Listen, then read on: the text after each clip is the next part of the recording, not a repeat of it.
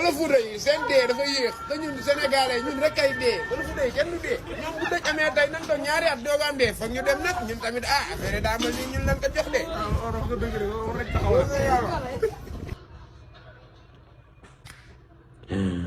léegi carte séjour yi doyu leen quoi léegi seen dee suñu dee ngeen bëgg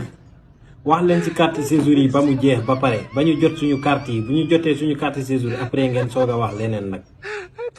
léegi da ngeen bëgg a ñu dee ñun du ñu deewee dëkk jàmbur suñu dëkk rek la ñuy deewee dëkk jàmbur duñ fa dee tant que ñibbiwuñu Guinée duñu dee man duñu deewee dëkk jàmbur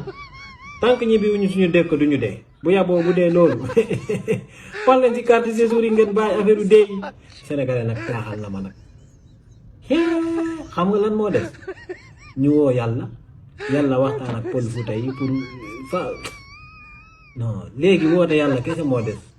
boo leen bëggee numéro yàlla ngeen ñëw si al rahman al rahim al malik al quddus al salaam al mu'min ba ila axiri da ngeen ko mun a jot